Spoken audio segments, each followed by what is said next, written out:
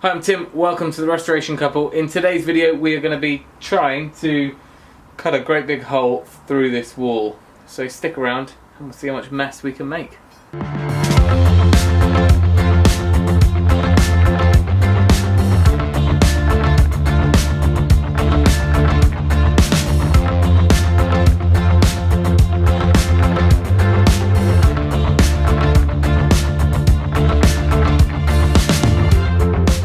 So the microphone is still out of battery, so just on the standard mic for now. Didn't quite have time to go shopping. So this is phase one. We need to punch through here because we're going to be blocking up the other wall, the other door. So this is going to lead out into a new porch that we're building. I've marked up roughly where we are, but because of the thickness of the wall, I'm not sure exactly. Let me see if I can measure it. So it's actually not too bad. It's about 300 mil, so nowhere near as deep as as thick as the house walls, but it's still too thick to get any sensible size saw through. So I'm going to have to come at it from both sides. So I need to really transfer my line to each side. So I thought I'd drill a series of holes, but then again, how am I going to keep this straight over that sort of distance? So I'm going to measure out, the wall is the same the other side, it's just not rendered and plastered like this side. So I'll take off 20 mil, and then I'll measure out, I'll add on 20 mil from the other side, the bare stone, and mark out that side. Providing we're 25 mil or so off each other, then we can smooth it out. The frame, the new door frame, there's leeway there, and then I can pack it out and rebuild it slightly. So option one was to use my angle grinder, which is a standard 9-inch, is it? 230, which is good enough for single skin brick or block and other small jobs. But you know, you imagine we go in here, we're only really getting in maybe an eighth of the way in, so we're going to be making a real mess, chipping away.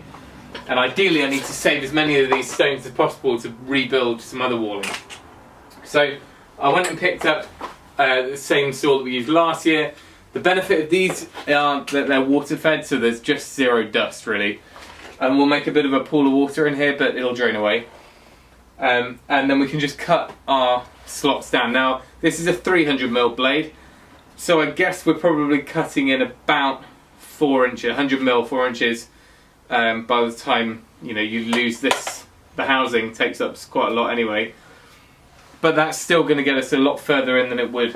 And then this has got quite a big body to it either side, so you can't go in for a second cut. So I think what I will do, although it'll produce a bit more dust, then go back in with this one, because you can see how much flatter this is, and I can go in and just get a little bit further in, and then we'll SDS chip out the rest. Okay, that's enough of the theory. First job is to mark up the other side and move a water pipe out of the way, get a clear run at it, and then cut these in, because I've promised that I'll get that back to the hire shop by 5 o'clock so I can get my little half-day deal.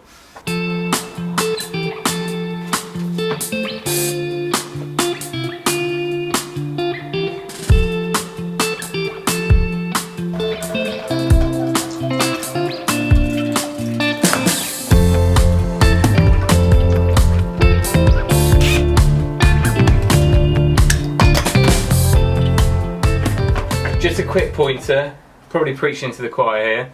If you've got a cut copper pipe, rather than go full at it with a hacksaw and start having a horrible end to it, you're better off getting pipe cutters. Now I've always had a 15 mil and a 22, so that's why for the 28 mil when I gutted the plant room I just used the hacksaw because I didn't have one that big.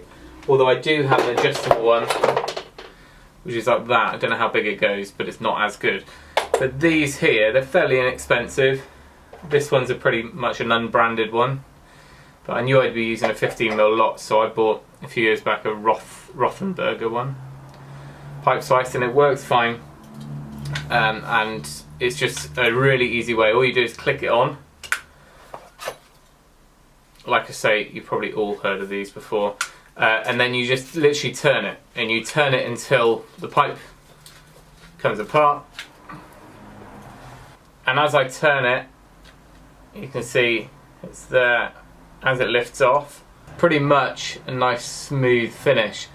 Occasionally on the inside there it's a little bit rough, so you can just deburr that slightly and ream it out, but for the majority of times, for most connections, it leaves a really decent finish, nice and clean, and no jaggedy hacksaw marks. Of course, if you already knew that, then that was completely pointless, but they're called pipe slices and they come in all sizes. I think I'll see if I can find a link to this one because it's much better than the other one, and I'll put it down below. Right, I'm kind of taking it apart now. Right, that whole run that was all 22 going to a T and then 15s, I'm going to chop it up a little bit, because basically everything's 22 through to the house coming in from that new mains that I laid, and then it reduces down in there. I only need it to be 15 in the utility here, so for the time being, until I can get a reducer so we can have water in the kitchen for the next day or two, I just need to salvage this. So I've got 22 cut off there, and then I can't get my pipe slice in here, but I can get it up here, and then we'll just leave that stopped off. So, salvage.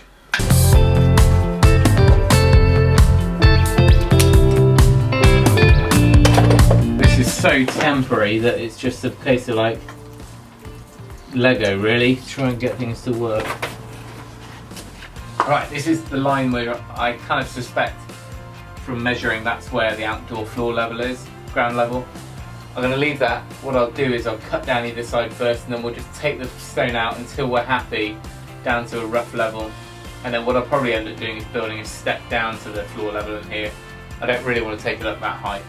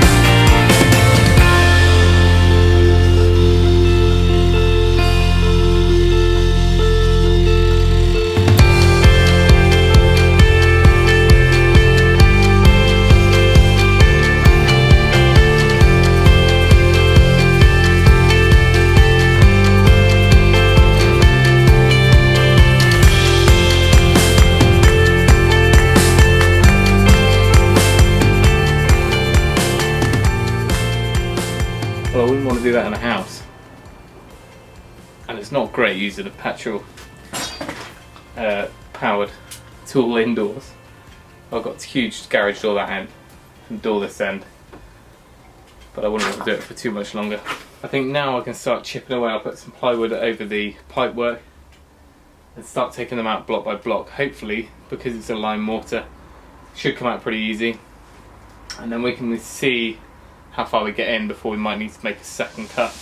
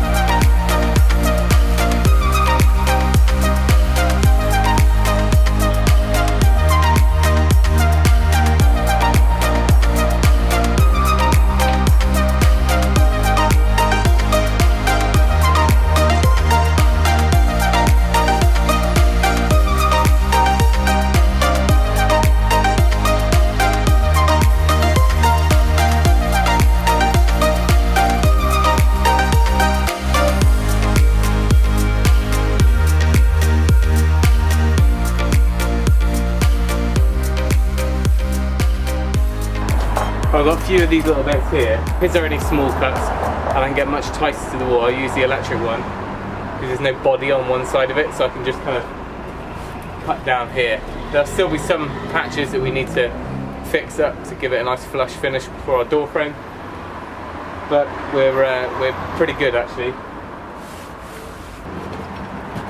Just a lot more dusty this one.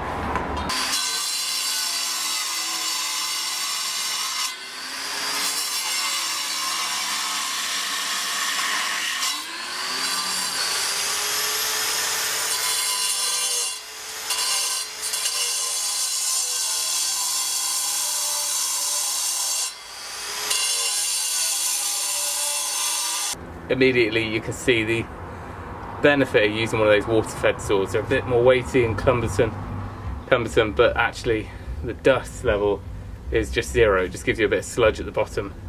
Might give you a puddle on your floor.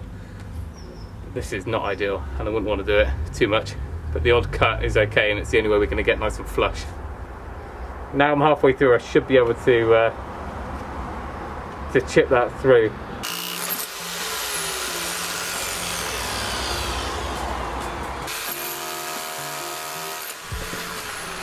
So that's it done. While it seemed like a fairly big task, it was a relatively straightforward wall to do. There was no need to acro prop anything like I've had to do in previous videos. This was not really supporting the roof at all, so it was a case of start at the top and work my way down. The next step will be to rebuild the sides of it to make sure it's all flush. You can see on the left there where a few years back it was knocked out to get that pipe work in, so I need to build around that as much as I can, but the pipes will need to stay in place. We've got a suspended floor to go in here, and it's just going to be a lot easier if I can bring all my materials in there and block up the other existing door. So that's it. If you've got any comments, leave them down below. Any of those products I mentioned, I'll stick them in the description. Apart from that, thanks for watching. Remember, if you can, do it yourself, and we'll see you next time.